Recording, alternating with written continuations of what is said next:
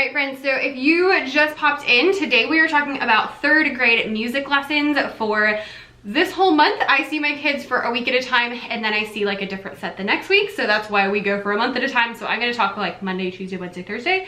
You can translate that to like week 1, week 2, week 3, week 4, like normal people.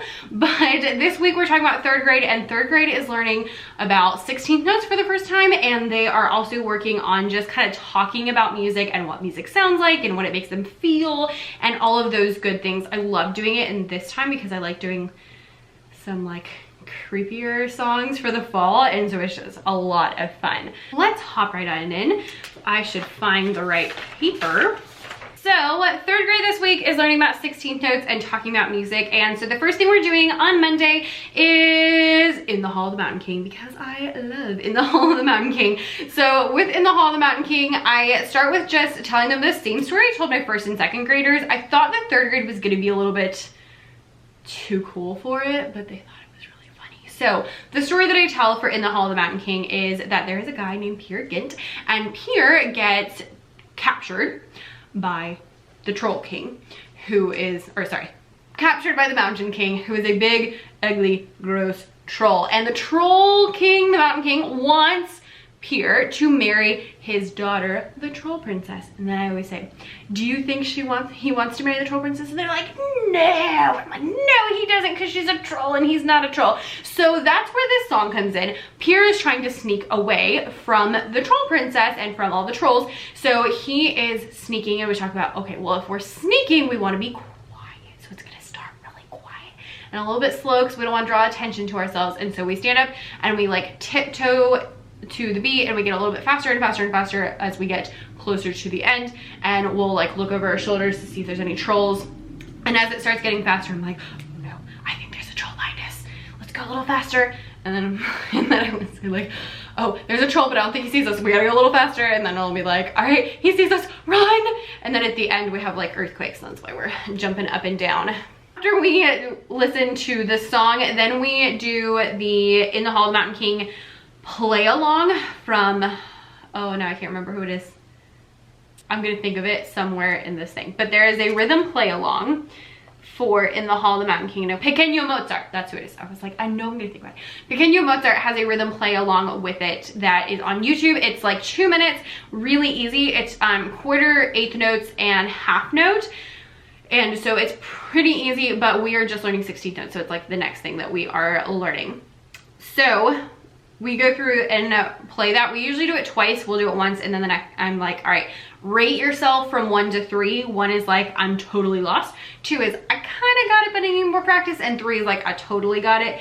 Most of the kids will rate themselves about a 2 or like a 1.5. And then we will do it again a second time, and I'll ask them again if their rating went up. After that, I ask them about what the song sounds like and give them just some suggestions. I just kind of leave it pretty open-ended, and most of them will say that it sounds dark or scary or sneaky are words that I get a lot from them when I ask that question. After that, we play the, I guess, kind of the rhythm to a song that we learned last time, which is Vamos a la Mar. I love starting with a song that we did last time, especially if we're trying to sing, because it just kind of makes them feel a little more comfortable. Sorry, we snap at the end of each line. So at the end of each line, it says tum tum, which I think is supposed to be like the strumming of the guitar. So we snap on those 2 parts because we're still virtual, so we don't have anything to play. So it goes like this. Vamos a la mar, tum tum, a comer pescado, tum tum, boca colorada, tum tum, fritito y asado, tum tum. And we go through that a lot last time, and so we are just kind of reviewing it this time. We play it a couple of times.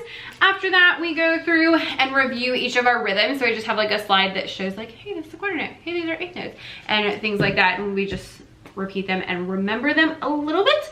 Depending on how much time we have, we might go over the song we're going to start learning tomorrow, which is Old Brass Wagon, and if not, then we hop right on to learning about cumbia music. So because we're doing Vamos a la Mar, we are learning this song called El Pescador, which is a cumbia music, which is music from Colombia, and it is so much fun. So how I got into this is that my district does this thing called Musical Explorers, where we learn about 3 different types of music, and usually they get to go to a concert. Obviously we don't get to go to a concert this time, but it's still so much fun. So we are learning about the 3 different types of music, and then there's gonna be like a video concert. It's really for kindergarten, 1st and 2nd grade, but sometimes I do it with 3rd grade anyway. So cumbia music is from Colombia, and we are listening to the song El Pescador, and I have just been showing them this video that is on the Musical Explorers website, which I will link for you in the matching YouTube video. So if you don't know, every week I post a YouTube, we're filming a YouTube video together right now is actually what we're doing, and I post it with all of the links to all of the videos, all of the resources, all of the everything. So this is a free website, but you have to like sign up for access. And it's supposed to be for people who are here in Savannah, but if you just say that you're a parent, I mean, they're not gonna question you. So this is the video we watch, and they just explain El Pescador, and then they talk about the instruments that they are playing. So yeah, it's really cute. It's like a call and response. So the call is just El Pescador, El Pescador, El Pescador.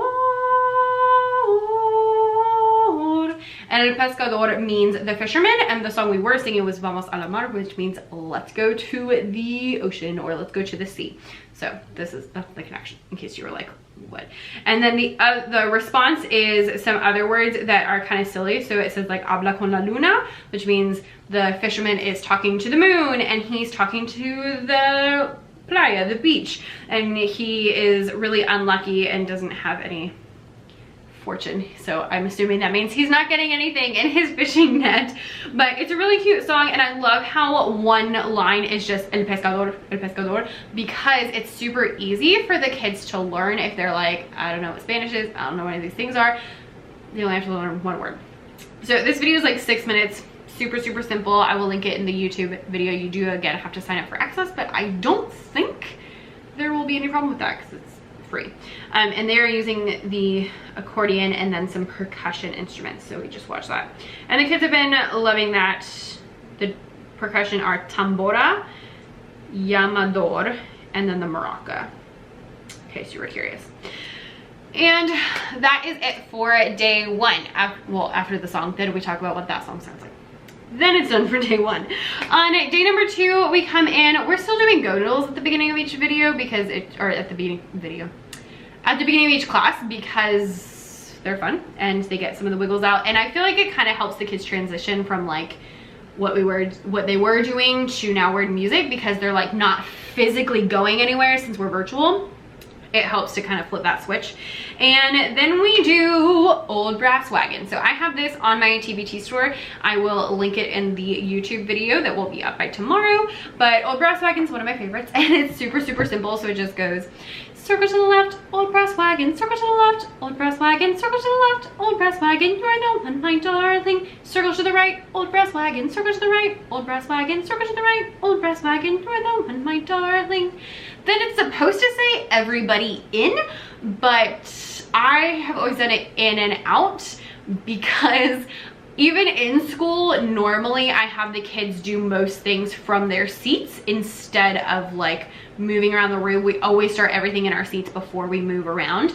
So in and out is just a little more of a contained action. So we just do like step up, step back, step up, step back. So we just do in and out, old brass wagon, in and out, old brass wagon, in and out, old brass wagon, you're the one, my darling. So we do that. We go through each of those 2 or 3 times so that the students get kind of the feel for it, and we do walk to the left, walk to the right, walk in and out, and it works totally fine on Zoom, just like it does in school. And then after we do that, we talk about the words. So we'll clap all of the rhythms. So like circle to the left, old brass wagon, and then I'll say, okay, how many syllables, how many sounds does left have? Because by the way, 3rd grade does not have a problem with the syllable thing. It's just 1st grade, just 1st grade. I don't know what the problem is. But left, we'll say, okay, how many syllables is left? And they'll hold up 1 finger. Cool. What about wagon? 2. Cool. I'm like, awesome. So we know that quarter notes, our ta is 1 sound, and we know that eighth notes, our tt, is 2 sounds. Now, what about circle to the? And they're like, and then finally they're like, 4. I'm like, oh, cool. Now, do we know any rhythms that have 4 sounds? And they're like, no. And I'm like, you're right. But today we're gonna learn about a rhythm that has 4 sounds. So then I show them, actually I put the wrong slide in here, which is fine. So this is the one I have in here. And so it just has 4 wagons as the 16th notes, and then the rest are regular rhythms, but I accidentally put the one with like the solfege letters instead of the words underneath it, but it's okay. And then I show them this little PowerPoint that I made that was super simple and goes along with the activity they're doing today. And so it's like, this is a 16th note, and it points out what it looks like. So it has 4 dots, it has 4 lines, it has 2 lines across the top. And then we talk about if there's only one, this is what it looks like, because I have realized that I like never show the kids what 1/8 note or 1/16 note looks like. And so then they're like really confused later on because they just think of it as a unit. So I wanted to throw that in there and see if that helps any with us figuring out like what 1 is. And then after that, we look at the actual rhythms on the song, and we clap the rhythms again, looking at the real rhythms, and clap some more rhythms. These are just like little rhythm cards that come in that old brass wagon pack. And then after that, the kids get on our learning management system. We use one called It's Learning. It's like Google Classroom, but not at all. And so they get on that and they do a little activity that goes along with our 16th notes. And so there's like 3 things they're doing. The first thing is they're building 16th notes. So I put like dots and lines, and they're just dragging them to build the 16th notes, because normally I would have them draw them, but I didn't want to make them draw them on the computer. That just seemed mean. And then we have the lines from Circle to the Left, Old Brass Wagon, with 1 rhythm missing, and they have to fill in the missing one. And then they get to create their own rhythm, because I always love to make the last thing always like a create your own, do it yourself, because that's fun. So we do that. I spend about half of the time with Miss Davis. I can't find it. Okay, can you share your screen with me? Okay, click here. Okay, click here. But in the end, we all got on it, at least. I haven't checked to see how they did yet, but I'm hopeful. I'm hopeful. It's gonna be great. It's gonna be great. Then on Wednesday, we don't have class because it's e-learning days, so everyone is working on things like at home. They do some small groups, but we don't have music class. So Thursday, when I get back to the kiddos, we go over Old Brass Wagon again, and this time is more fun because this time I have them pick some things. So we'll go over Circle to the Left, Circle to the Right, in and out, and then I'm like, what are some other movements that we could do with our Old Brass Wagon? And I'll give some examples, and they'll pick different things, and we just do different movements. So we've done like up and down, and we'll jump, or like wiggle around, or snap, you know, whatever. And it's just a really fun way to kind of get them being more creative and make the song a little more interesting as we go on. After that, we learned the song There's a Hole in the Bottom of the Sea. I have never done this song in class before. I love it. I love it. It is so much fun. I've never done it before, but I was like, you know, we have that song about the sea, and so let's just try it. And it is so much fun. So I just play my ukulele, but I don't have my ukulele with me. If you don't know the song, it's a cumulative song, and it goes, there's a hole, there's a hole, there's a hole in the bottom of the sea. There's a hole, there's a hole, there's a hole in the bottom of the sea. There's a hole, there's a hole, there's a hole in the bottom of the sea. There's a hole, there's a hole, there's a hole in the bottom of the sea. And then you keep adding more things. So then there's a log in the hole, and then there's a bump on the log in the hole, and then there's a frog on the bump on the log in the hole, and there's a fly on the frog on the bump on the log in the hole. And it is so funny. So by the end, it's like, there's a fly on the frog on the bump on the log in the hole in the bottom of the sea. There's a fly on the frog on the bump on the log in the hole in the bottom of the sea. There's a hole, there's a hole, there's a hole in the bottom of the sea. There's a hole, there's a hole, there's a hole in the bottom of the sea. And it is so much fun. It's so much fun. I wasn't sure how they would do because it was just something new, but they ate it up. So all we did is I taught them the song, and then we did actions. So I had them come up with them actually, but most classes have picked kind of similar things. So every time it says hole, they make a hole, and then like log, and then bump, they were like bump, like fist bumping. And so like there's a bump on the log and the hole in the bottom of the sea, and it just keeps going. Super, super fun. So then after that, we are doing one of the, well, 2 actually, Candy Rhythms activities.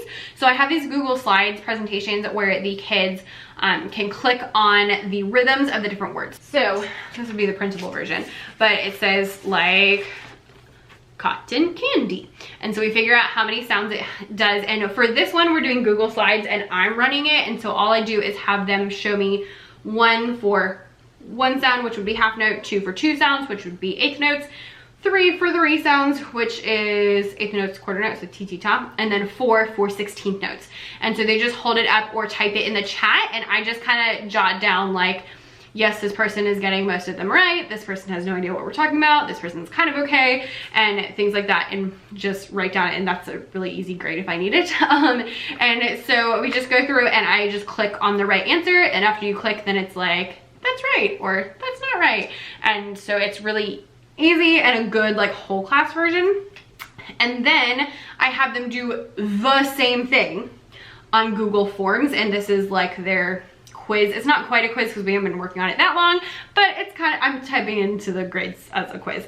And so it literally has the exact same things, but on a Google form. So it'll be like this picture right here, and then it'll have a half note, 2 eighth notes, T-T-ta, and then 16th notes, and they just click on which one is the matching one. So if it's cotton candy, then they would click on the 16th notes and then turn that in. And so then I have like an actual grade where I can sit down and say, okay, this kid understands this, but they're having trouble with this, and all of those good things. And again, I spend most of the time like, okay, can you share your screen with me? All right, click here. Click here. And I always share my screen at first and show them how to do it, and we still have problems. But once I realized they can share their screen, I was like, it's so much easier because now I can show them everything. All right, so then on Friday, we get to class and we are listening to Im Herbst. So this song I actually did with my first grade, we talked about last week, but Im Herbst means in autumn. It is by Robert Franz. There's a couple of different ones, but the one I use is by Robert Franz, and it is so good because it's such a perfect fall song. Im Herbst means in autumn, and it's just kind of creepy. Here we go.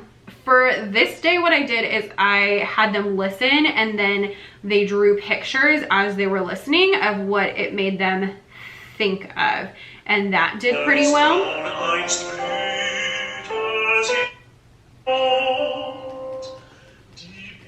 Try not to make it too loud so I can talk over it so this isn't super long. So they listened to the song and they were drawing what it made them think of and just kind of the picture that went in their brains. And then after that, I had them like hold it up and share what they thought about it. I told them afterwards that it was called Im Herbst, and I told them a little bit about what it is. It is a German lieder. So it's actually about someone who, he says his love is false. So it starts off kind of happy, and then he finds out that something bad happened. And it's not specific, but it just says like, my love is false at the end. It's so dramatic. Mein Liebe ist falsch. And it's lovely, and they think it's hilarious because it's so dramatic. After that, we do a couple of little monster rhythm cards so that the students can practice those 16th notes. So we just have a couple of those, and then we play freeze dance. And that's everything that we are teaching in 3rd grade. So Friday's a little bit, oh, I missed something. I forgot. We actually started out with a book. So, recap, Friday we read this book. It's called The Flute Player by Robin Eversole.